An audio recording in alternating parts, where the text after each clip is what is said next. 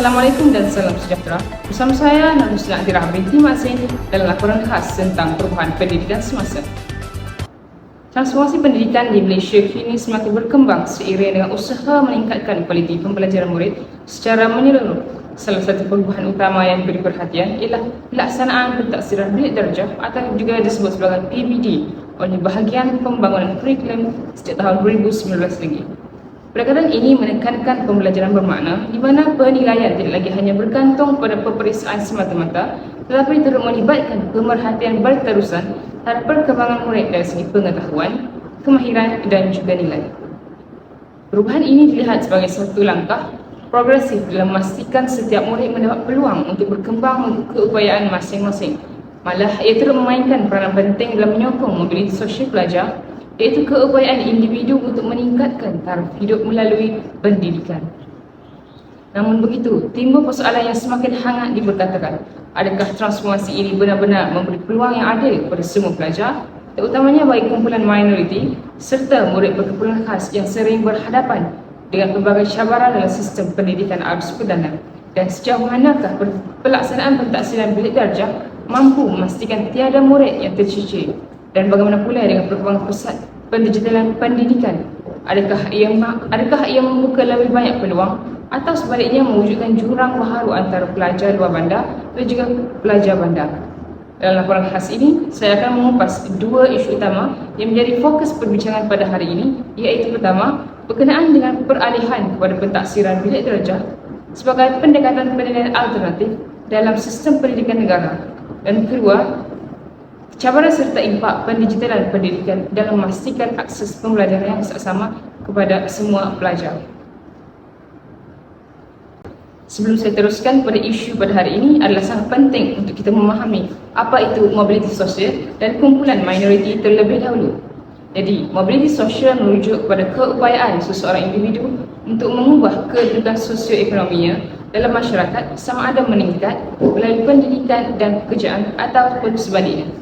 Dalam konteks ini, pendidikan dilihat sebagai alat utama yang mampu mengubah nasib seseorang, khususnya bagi golongan orang yang berpendapatan rendah. Manakala kumpulan minoriti pula dalam pendidikan merujuk kepada golongan yang mempunyai akses terhadap peluang pendidikan berkualiti. Ini termasuk pelajar luar bandar, keluarga B40, komuniti orang asli, masyarakat pribumi di Sabah dan Sarawak, serta murid-murid berkeperluan khas. Baiklah, isu pertama berkenaan dengan peralihan kepada pentaksiran bilik darjah PBD. Transformasi pendidikan yang paling ketara ialah perubahan daripada sistem berorientasikan peperiksaan kepada pentaksiran berterusan melalui PBD. Transformasi sistem pendidikan negara kini memperlihatkan satu perubahan besar apabila pendekatan berorientasikan peperiksaan digantikan dengan pentaksiran bilik darjah. Perubahan ini menjadi lebih ketara selepas pemansuhan ujian pencapaian sekolah rendah iaitu UPSR pada tahun 2021 oleh Kementerian Pendidikan Malaysia. Langkah ini dilihat sebagai satu anjakan paradigma dalam menilai pencapaian murid daripada penekanan kepada peperiksaan semata-mata kepada penilaian yang lebih menyeluruh. Menurut Kementerian Pendidikan Malaysia, melalui panduan pelaksanaan pentaksiran bilik darjah, PBD dilaksanakan secara berterusan dalam proses pengajaran dan pembelajaran. Pendekatan ini menilai perkembangan murid secara holistik, meliputi aspek kognitif, afektif dan juga psikomotor. Malah, laporan oleh Berita Harian menyatakan bahawa pemansuhan UPSR bertujuan mengurangkan tekanan kepada murid dan memberi penekanan kepada kemahiran berfikir aras tinggi ataupun kebat dalam kalangan murid. Pentaksiran bilik darjah merupakan satu transformasi pendidikan yang diperkenalkan oleh Kementerian Pendidikan Malaysia sekitar tahun 2019 bagi menggantikan sistem peperiksaan tradisional yang terlalu berorientasikan keputusan akhir. PBD menekankan pentaksiran secara berterusan, holistik dan autentik di mana guru menilai murid berdasarkan perkembangan sebenar mereka dalam pembelajaran. Dalam sistem ini, guru tidak hanya menilai melalui peperiksaan bertulis, tapi juga melalui kaedah pentaksiran yang lebih pelbagai seperti pembentangan, projek perkumpulan, pemerhatian guru serta kerja khusus. Sebagai contoh, dalam pembelajaran sains, murid boleh dinilai melalui eksperimen dan pembentangan hasil dapatan mereka sekaligus menunjukkan kefahaman secara lebih mendalam. Bukan itu sahaja, malah murid yang lemah dalam peperiksaan bertulis tetapi aktif dalam perbincangan kelas dan menunjukkan kreativiti dalam projek masih boleh dinilai sebagai murid yang kompeten. Ini berbeza dengan sistem lama yang hanya bergantung pada markah peperiksaan. Hal ini boleh dikatakan selaras dengan aspirasi pendidikan untuk melahirkan murid yang seimbang dari segi jaris, iaitu jasmani, emosi, rohani, intelek dan juga sosial. Baiklah, dari sudut mobiliti sosial, pelaksanaan PBD jelas membawa impak positif. Hal ini kerana sistem ini tidak lagi bergantung sepenuhnya kepada peperiksaan bertulis. Sebaliknya menilai murid secara holistik, merangkumi aspek komunikasi, kreativiti, kepimpinan dan juga kemahiran menyelesaikan masalah. Perubahan ini membuka peluang yang lebih luas kepada pelajar daripada latar belakang sosioekonomi rendah untuk menyerlah walaupun mereka tidak mempunyai akses kepada sumber tambahan seperti tuition.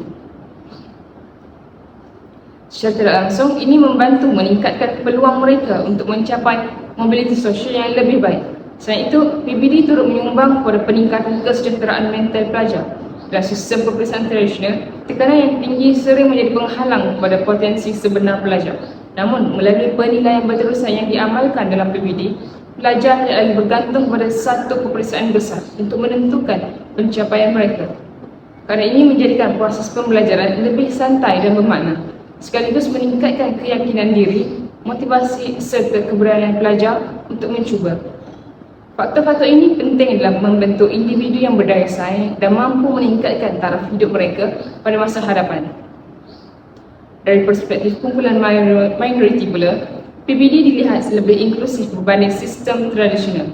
Perkara ini memberi ruang kepada pelajar untuk menunjukkan kebolehan melalui aktiviti praktikal, projek dan pengalaman kontekstual, bukan hanya melalui peperiksaan bertulis. Sebagai contoh, murid daripada komuniti orang asli atau pelajar di kawasan pedalaman boleh menonjolkan kemahiran mereka dalam aktiviti lapangan atau pembelajaran yang berasaskan pengalaman. Hal ini membantu meningkatkan keyakinan diri serta menggalakkan penyertaan mereka dalam pendidikan sekaligus membuka peluang mobiliti sosial yang lebih luas. Namun begitu, pelaksanaan PBD juga tidak terlepas daripada cabaran yang boleh menjejaskan mobiliti sosial pelajar. Antaranya ialah ketidaksamarataan antara sekolah bandar dan juga sekolah luar bandar.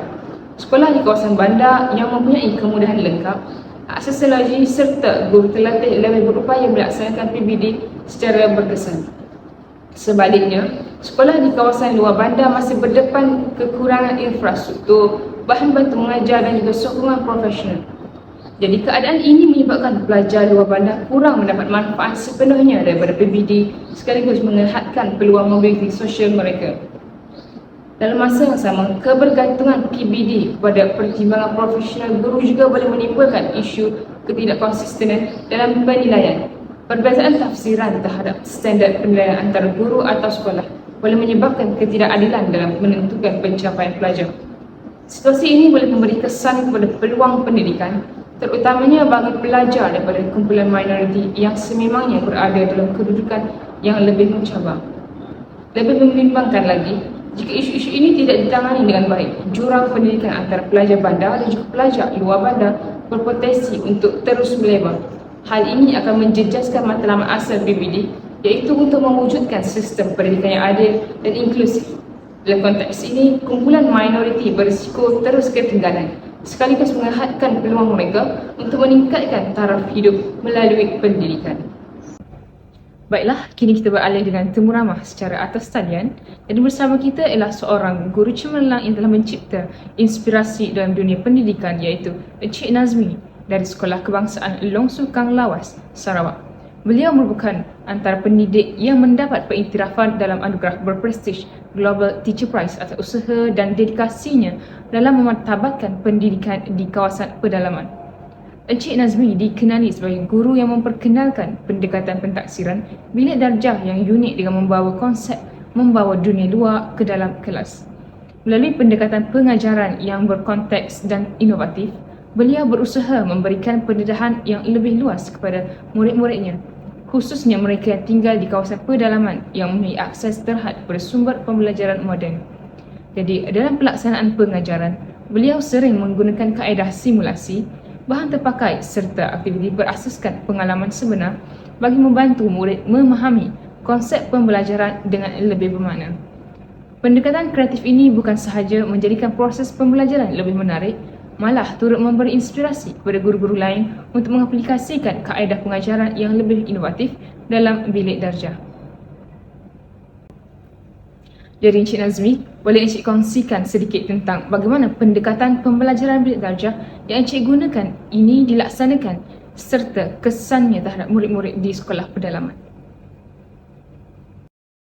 Macam saya, kekuatan saya ada kebolehan untuk menggunakan bahan kita semula dalam mengajar. Saya boleh ubah benda-benda and bawa ke dalam classroom and murid will never get bored. Saya pernah this one time, this is a really fun story. So, dalam silibus lama bahasa Inggeris, so there's one topic pasal nama topik tu adalah Fascinating Sabah and Sarawak. Year 4. Okay, year 4. And what's fun about this topic is kita akan ajar pasal Rafflesia, Mount Kinabalu, tapi itu sekolah pedalaman. And kami cuma ada buku teks je. So we cannot, tak dapat nak tunjuk video, nak apa semua tak dapat. So silibus nak saya ajar mengenai bunga Rafflesia, the largest flower in the world lah kononnya kan. Tapi gambar dia, gini gambar dia. Ni buku teks lama tau. Gini gambar and not even ada human kat sebelah nak scale, nak nak buat comparison. Tak ada, just bunga. And how you nak convince pula inilah bunga terbesar kat dunia. Dah lah gambar hitam putih. Bunga ke tu cikgu? Because it's really different from other flowers. So apa yang saya buat? Saya memang ada alhamdulillah saya memang ada kemahiran ni daripada kecil. Ada satu Hilux di luar sekolah yang terbengkalai, tak ada orang guna, and saya curi span cushion dia, span cushion seat tu kan. Dia tak ada kira curi lah sebab dah kena buang rasanya, tak tahu siapa punya kan dia, so dia kira halal lah kot nanti, so saya ambil. So cushion tu saya gunting sebab bentuk bunga, it's so big, bunga. And saya spray merah, saya stapler dengan wayar yang bendable tu bulat, dan dia jadi satu bunga Rafflesia yang sama, spray merah sebab dibintik. Saya masih ada gambar and everything, and it's super awesome. So esoknya kelas saya adalah 2 waktu sebelum rehat. Bila bunyi lonceng bunyi rehat, saya time tu memang dah siap ambil gambar dah sebab saya nak buat saya nak dokumentasi saya punya kelas. Lepas sihat, saya dah habis dan jaga kumpulan untuk saya bawa the kids. Saya tengok gambar balik. There's one kid nama dia Victor Ivan yang tak sepatutnya berada dalam kelas tu, tapi dia masuk kelas tu. Dia tahun 2, saya ngajar tahun 4. Saya tertarik ni. Saya tanya, saya terus toleh ke belakang and Victor Ivan still dekat bunga tu, duduk gitu. Budak tengok bunga gitu. Saya tanya budak lain, dah lama ke dia dalam kelas ni? Cikgu, dari awal kelas dia dah kat dalam tu cikgu. So I scroll balik all the picture, memang dia ada kat situ, tengok bunga tu. And dia tanya, Victor, what are you doing here, Victor? Dia senyum, dia ngompang tu, dia lari keluar. I was like, okay. And baru klik dalam my head, time tu seorang akan saya nama dia Mark, cikgu Mark. Dia cikgu dari Sarawak je. Awal kelas dia tengah round sekolah, balik-balik pusing depan kelas saya. Apa hal cikgu ni? Jangan cikgu rupanya dia tengah cari murid yang hilang di kelas dia. So that kid actually from his class lari and dia nak duduk dalam bunga tu. I still have the picture, I still have a lot of this, I still have a good documentation of all benda yang saya ajar ni. And gambar budak tu is very iconic. And if you dah discover cikgu punya kekuatan dalam bidang pendidikan dalam kelas, your kids will never boring and you will attract more kids to come to your class. That's one thing. Saya memang ada kemahiran dari kecil lah. Saya able to connect dua benda untuk jadi satu benda tu. There's one topic saya kena ajar pasal swimming pool. saya buat saya susun bangku dan saya lekat plastik warna biru, pasal pohon biru yang jadi swimming pool yang sangat cantik, and it's went viral dekat Twitter, and saya tempelkan kecam lah sebab saya guna 200 pieces plastic bag. Cikgu boleh google sekarang, 200 pieces plastic bag yang saya kena kecam, and saya said, kesianlah penyu, macam mana hidupan laut. Dan saya orang kena marah oleh naturalist dan environmentalist. And a lot of my teaching aid adalah daripada bahan-bahan sampah sarap yang saya jumpa di sekitar sekolah, kotak dan sebagainya. Saya pernah buat kapal terbang dalam kelas. Saya bukan buat kapal terbang, saya actually buat kapal terbang dalam kelas. I actually made that. Saya nak kids belajar letak luggage ke atas. Macam mana dia boleh minta tolong untuk letak luggage ke atas in English. They all so excited, pakai baju Hawaii, pakai specs, dia gunting kamera, gantung kat leher kamera. Bagi diorang dalaman kan, diorang tak pernah pergi holiday. Bagi diorang kalau holiday mesti pakai baju Hawaii. So pakai spek baju Hawaii, kamera kat sana, semua begini. Tak pergi mana ni? Time tu saya buat kapal terbang daripada double decker, kosong dalam tu. Dia ni tu minta tolong stewardess tu untuk letak luggage ke atas. They all so busy menggambar. And I was like, tak ada orang yang the whole time klik pergi melancong semua benda nak digambar. Tak ada. And this one time lagi, kelas tu saya buat baby. Saya jadikan kelas tu, time tu saya tengah adjektif, yang mana murid tugasan dia adalah dia kena tengok rupa paras baby tu, and dia kena record what happened to baby tu, smile ke, rambut dia warna apa, mata dia warna apa and stuff. It's adjective memang dalam syllabus lah. So saya buat what baby, saya buat patung, saya print muka patung susun, jadi what baby lah, what baby memang cantik lah. Time tu ada member accident, so saya ada baju what, dia bagi saya baju what tu, saya pakai dalam kelas tu dengan shower cap daripada hotel whatsoever, dengan saya punya tu kertas doktor lah konon kan. Dan kids come to me, kids ask, tentu kelas malam, cikgu, kita kat mana ni? This is a very familiar question lah. Saya cakap lah, kita akan lawat what baby. So everyone, all the kids balik ke asrama. Saya terkejut, saya ingat warden panggil dorang. Rupanya dorang pinjam uniform baju sekolah abang-abang dorang. So uniform tu besar kat dorang, jadi macam black coat. So dorang dengan slow pendek apa, dengan baju panjang sampai ke bawah. Dorang ambil kertas soalan yang saya sediakan, dorang kepilkan dekat kotak. So dia jadi macam benda yang dorang kena check macam doktor. Okay doktor, apa kita kena buat hari ni? So cikgu, kids bila dia excited nak masuk kelas, dia akan ready awal daripada cikgu.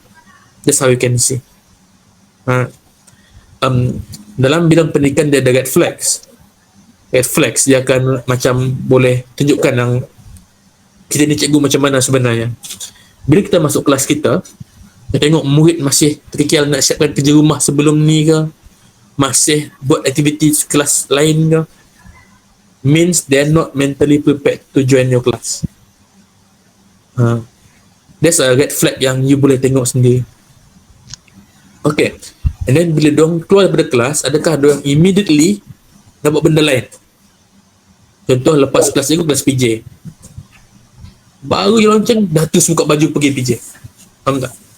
Kelas cikgu sebenarnya ada efek yang paling cepat dirasai adalah immediately after the class. It's supposed to be like that.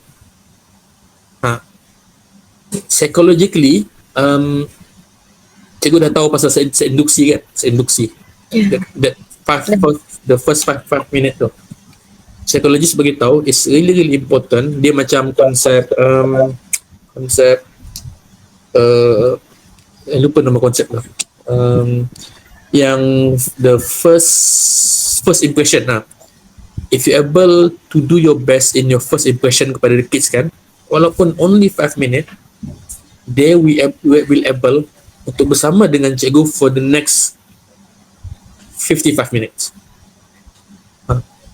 So it's really important seinduksi. Nampak simple, Tapi first impression fail, murid won't able to dengar tu you, tak nak dengar apa cakap. Tak nak. So yang for me kalau cikgu ada chance untuk buat kelas kelas lupalah nama kelas yang cikgu pelajar IPG saling mengajar sama sendiri ni, saya lupa nama dia.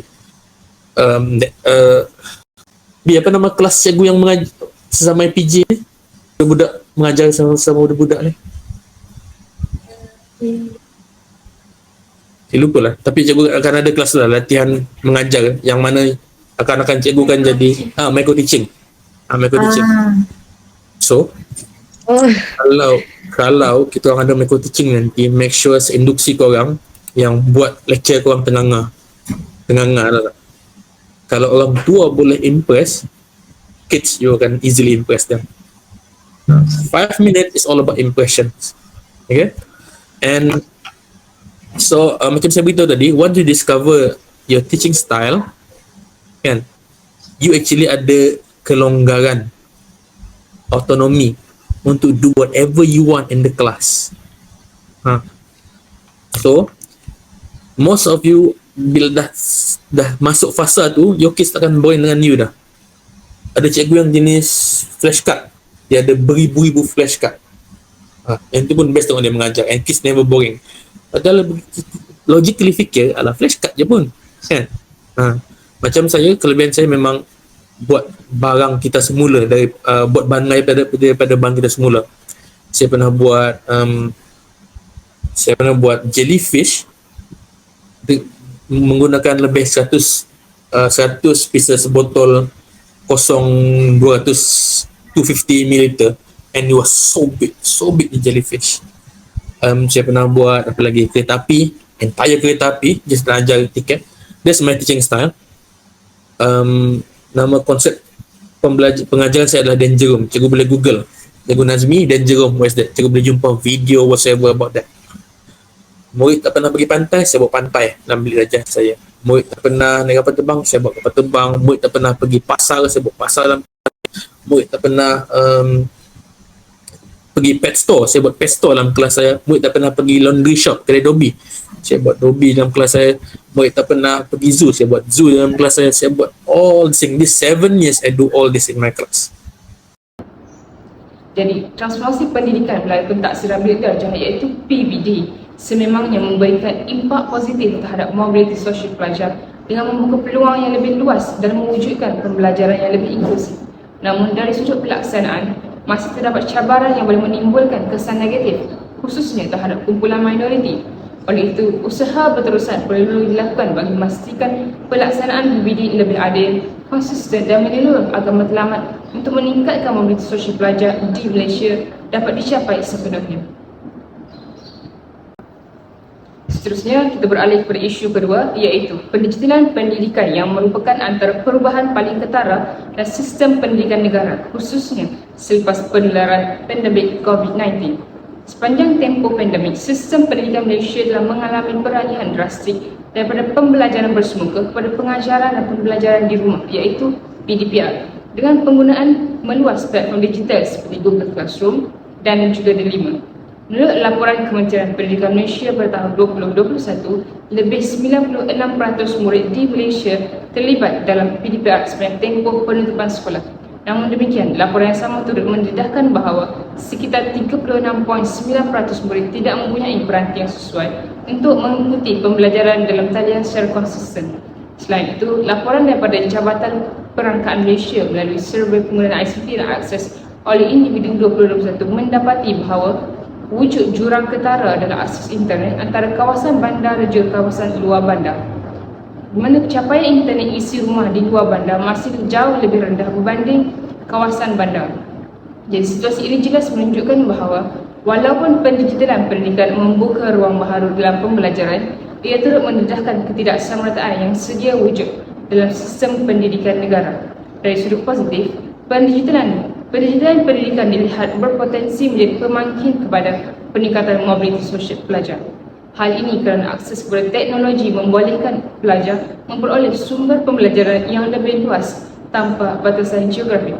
Kini, pelajar boleh mengakses video pembelajaran, khusus dalam talian serta bahan-bahan interaktif yang sebelum ini sukar untuk diperoleh, khususnya bagi mereka yang berada di kawasan terpencil. Selain itu, penguasaan kemahiran digital menjadi satu kelebihan penting dalam pasaran kerja masa kini. Dalam era ekonomi digital, kemahiran seperti penggunaan teknologi, komunikasi dalam talian dan penyelesaian masalah secara digital merupakan antara keperluan utama majikan. Oleh itu, pelajar yang menguasai kemahiran ini berpotensi meningkatkan taraf hidup mereka sekaligus menyokong mobilitas sosial menaik. Namun begitu, kesan negatif pendigitalan pendidikan adalah lebih ketara dan memberi impak besar terhadap ketidaksermataan pendidikan. Antara isu utama ialah kewujudan jurang digital, iaitu perbezaan akses kepada teknologi antara pelajar. Menurut laporan akhbar berita harian, terdapat pelajar di kawasan luar bandar yang terpaksa berkongsi satu peranti dengan beberapa ahli keluarga. Malah ada yang tidak dapat mengikuti PDPR secara langsung akibat kekangan capaian internet. Keadaan ini menyebabkan sebahagian pelajar tercicir daripada sistem pembelajaran sekaligus menjejaskan pencapaian akademik mereka. Selain itu, pembelajaran secara dalam talian turut mengurangkan interaksi sosial antara pelajar dan juga guru. Hal ini memberi kesan kepada perkembangan emosi dan juga motivasi kepada pelajar, terutamanya bagi murid sekolah rendah yang masih memerlukan bimbingan secara bersemuka. Jadi dalam jangka panjang, pelajar yang ketinggalan dalam pembelajaran digital berisiko menghadapi kesukaran untuk bersaing dengan dunia pekerjaan sekaligus menjejaskan peluang mereka untuk meningkatkan taraf hidup. Dari perspektif kumpulan minoriti pula, kesan pendigitalan pendidikan ini lebih cenderung kepada negatif sekiranya tidak ditangani secara menyeluruh. Pelajar daripada kumpulan B40, kawasan luar bandar serta komuniti di Sabah dan Sarawak merupakan antara golongan yang paling penting, iaitu golongan yang terkesan oleh jurang digital ini. Menurut laporan The Star Malaysia, terdapat kes di mana pelajar terpaksa pergi ke kawasan tertentu seperti tepi jalan atau kawasan tinggi semata-mata untuk mendapatkan capaian internet bagi mengikuti kelas dalam talian. Situasi ini bukan sahaja menyukarkan proses pembelajaran mereka, malah memperlihatkan ketidakselamatan yang jelas dalam akses pendidikannya. Kesannya, pelajar daripada kumpulan minoriti berisiko ketinggalan dari segi akademik berbanding rakan sebaya mereka di kawasan bandar. Jurang ini seterusnya memberi kesan langsung kepada peluang mereka untuk melanjutkan pembelajaran ke peringkat lebih tinggi atau mendapatkan pekerjaan yang lebih baik. Namun begitu, sekiranya isu akses digital dapat diatasi melalui penyediaan peranti dan infrastruktur internet yang mencukupi, pendigitalan pendidikan sebenarnya mampu memberikan manfaat besar kepada kumpulan minoriti. Hal ini kerana ia membuka peluang pembelajaran yang lebih seksama tanpa mengira lokasi, sekaligus berpotensi meningkatkan mobilitas sosial dalam jangka masa yang panjang. Sebagai rumusan, jelas bahawa transformasi pendidikan semasa di Malaysia, termasuk pelaksanaan penguasaan bilik darjah PBD dan pendigitalan pendidikan, telah membawa perubahan yang signifikan terhadap sistem pendidikan negara. Jadi dari sudut pandang positif, perubahan ini selari dengan aspirasi pendidikan abad ke-21 yang menekankan pembelajaran bermakna, pembangunan kemahiran holistik serta penguasaan teknologi. Jadi, semua ini mampu meningkatkan mobilitas sosial pelajar dengan menyediakan peluang yang lebih luas untuk berjaya dalam kehidupan. Namun begitu, dari sudut realiti pelaksanaan, kesan perubahan ini tidak dinikmati secara sama rata oleh semua pelajar.